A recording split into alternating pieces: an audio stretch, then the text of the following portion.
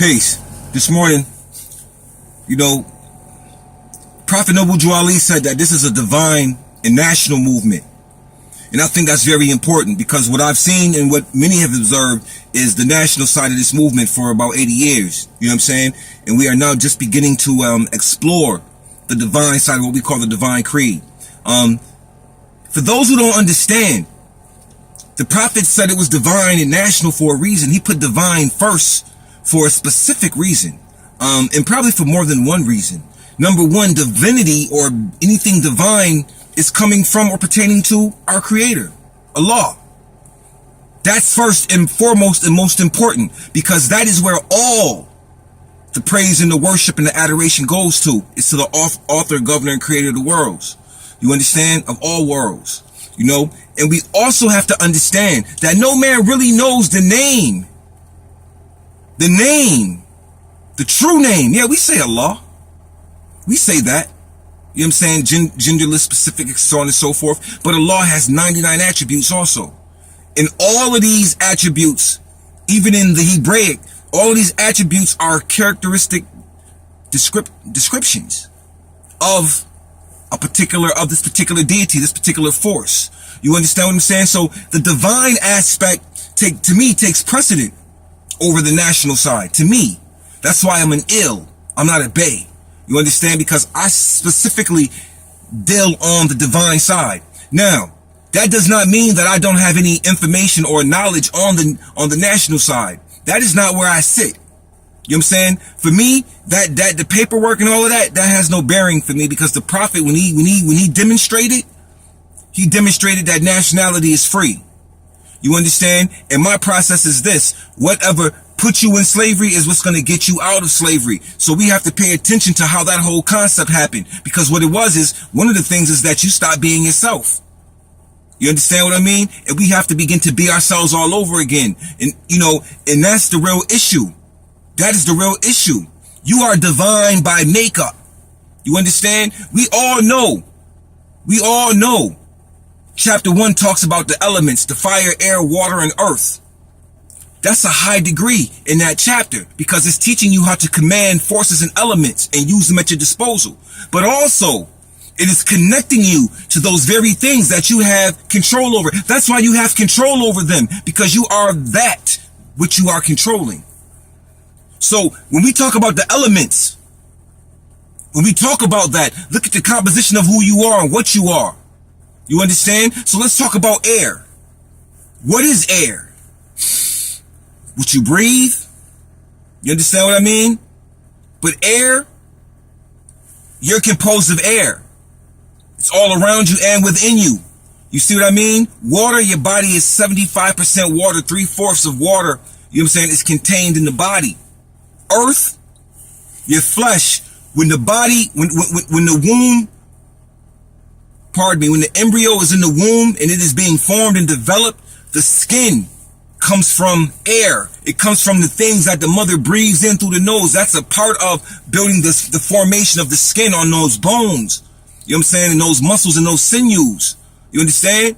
So your flesh is earth. In the fire, your body is 98.6 degrees. And if anybody who ever drinks liquor knows that your temperature rises. So there's a flame or a heat within you. Now the thing is how do you utilize all of these things? Because you are that very element. Well, you have to apply them. You understand? Knowing and understanding that air is related to breath. And breath is related to spirit. The Latin word for spirit is spiritus, and it means breath.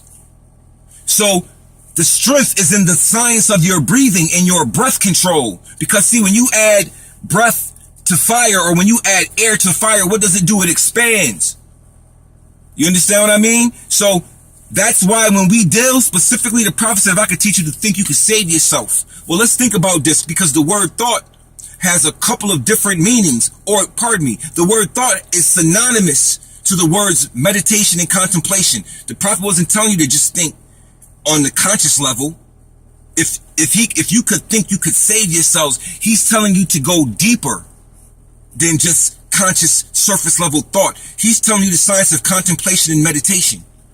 That is how you save yourself. You understand? That is the same way Jesus dealt and did certain things because he was able to travel without flesh into other places, which is a true statement, which is very true. So my thing is, on this day, recognize what you are composed of. Recognize that everything you seek, you understand that everything that's dealing on this divine side it is a composition of who you are and what you are. You understand what I'm saying? You contain the same makeup as the universe. We always say it, man is the micro of the macro, but this is a true statement. What happens is when we say these things, nobody gives an example or shows application of how these things work. Because nobody really is studying on the divine side. Everybody is stuck on the national side and being able to physically touch and receive things. But the true mastermind knows and understands that all of these things here are illusions. And we don't spend our time or waste our time on the pursuit of wealth. Economic wealth. Don't get me wrong. Money is a very necessary thing and we need it and we utilize it for necessary, situations. But our lives shouldn't be spent on the pursuit and the chasing of it. You understand what I'm saying? Because it removes your morality, because you become the type of individual who will do anything for that dollar. You will lose your integrity. You will sell your integrity. You will sell, you will sell it. And some things money can't buy regardless. Money can't buy integrity if you have it. You understand what I mean? Money can't buy experience. You got to get where I'm going. Money can't buy your experiences. You see what I'm saying? Because they belong to you. So it can't be bought. But some of us will sell ourselves. Even the things that can't be bought, we will sell them. So I guess anything is possible, or anything can be bought. But that depends on the individual. Some of us are easily bought. We love being bought. We love being bought for a title. We love being bought for an ideology or a reputation. We love being bought because we don't have any power of our own. You understand what I'm saying? Not knowing that you are the most powerful thing on the planet if you internalized and went inside yourself.